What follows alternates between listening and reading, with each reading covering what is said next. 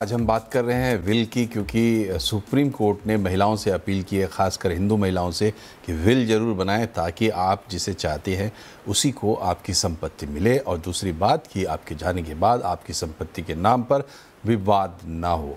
कोहली साहब, ये बताइए कि विल बनाने के लिए हम कहाँ जाएं? क्या वकील के पास जाना ज़रूरी है? हम खुद से सादा कागज़ पर लिख लें, या ऑनलाइन कोई व्यवस्था है, कोई फर्म्स है जो ये काम कर रही, कैसे करें ताकि छोटा बड़ा जिसके पास जो भी संपत्ति हो सबके लिए ज्ञान काम आना चाहिए?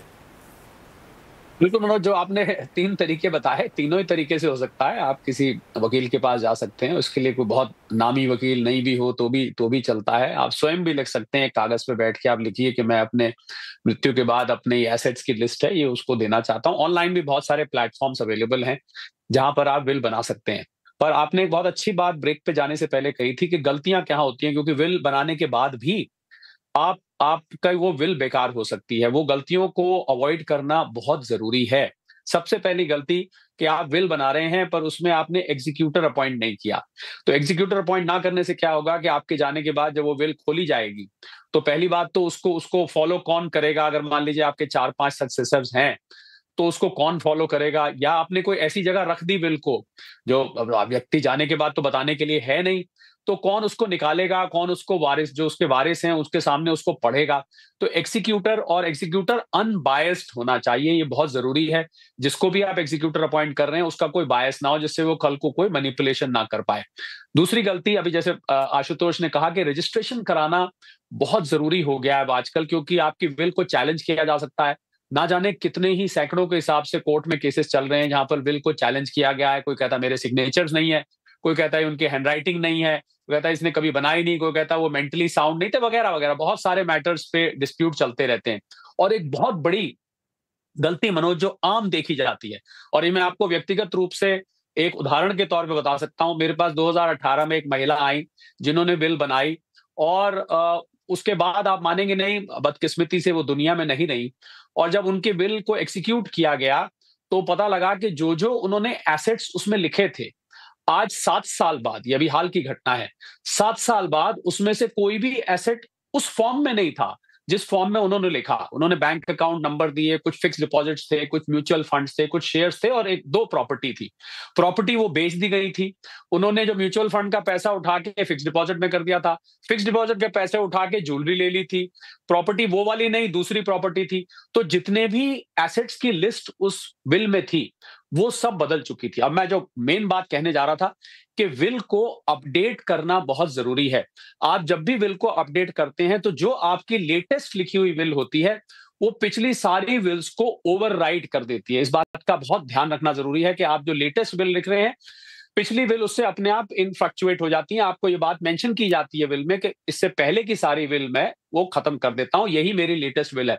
तो क्योंकि आजकल एसेट एलोकेशन मनोज इतना ज़्यादा फ्रीक्वेंट हो गया है, आप शॉर्ट टर्म के लिए इन्वेस्ट करते हैं। पहले होता था, महिला ने ज्वेलरी ली और सारी उम्र के लिए ज्वेलरी पड़ी, या एक प्रॉपर्टी में उनका नाम है सारी। अब तो ज़माना बदल गया है, कभी आप क्रिप्टो में इन्वेस्ट कर रहे हैं, कभी आप, और डिजिटल एसेट्स भी मेंशन करना ज़रूरी है, कभी आप हुँ, एफडी में कर रहे हैं, कभी म्यूचुअल फंड में कर रहे हैं, कभी आप स्टॉक मार्केट में कर रहे हैं, कभी आप ज्वेलरी, कभी प्रॉपर्टी।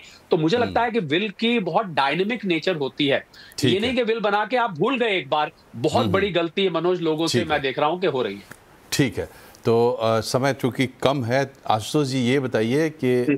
क्या मैं कोई ऐसी डायनेमिक विल बना सकता हूँ जो लिस्ट आउट करके एक-एक एसेट को ना बताता हो, बल्कि बताता हो कि मेरा जो भी बिलॉन्गिंग्स है, उसको एक जी। सर्टेन प्रोपोर्शन में इस तरीके से बाँट दिया जाए? क्या इस तरीके का कोई जी, समाधान हो जी। सकता है, और वो क्या बेहतर होता है?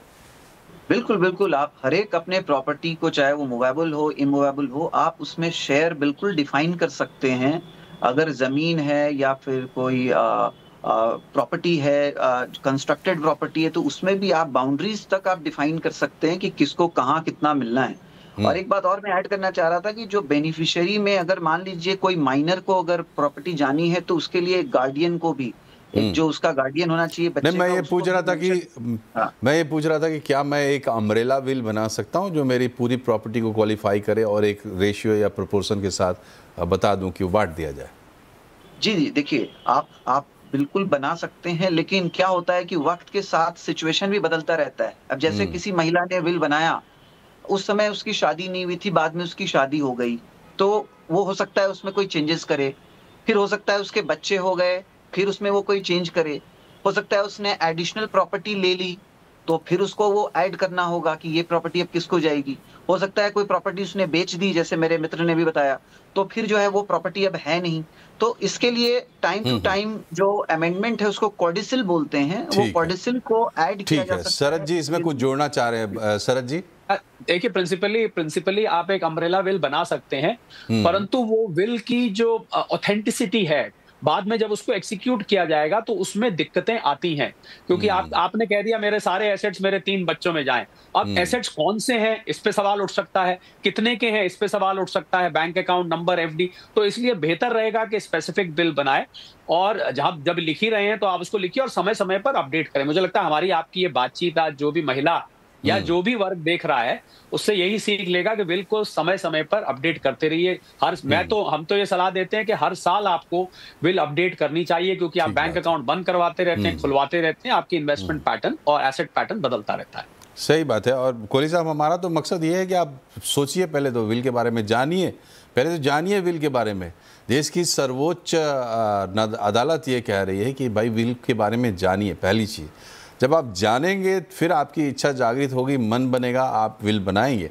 जब आप विल बनाने की सोच लेंगे तो रास्ते हज़ार है। आजकल तो हर जानकारी लोगों की उंगलियों पर है, तो जो जानकारियां हम दे रहे हैं वो तमाम चीज़ें और उससे ज़्यादा जो छूट गए हैं हमसे, वो सब जानकारी आपको मिल जाएगी। सबसे है कि पहले विल पावर बनाइए विल के लिए, और फिर विल भी ज़रूर बनाइए। आपने जो संपत्ति अर्जित की है वो आपके बाद उसी जगह जानी चाहिए जहां आप चाहते हैं। आप दोनों का बहुत बहुत शुक्रिया हमसे जुड़ने के लिए। प्रोग्राम में फ़िलहाल इतना ही। नमस्कार।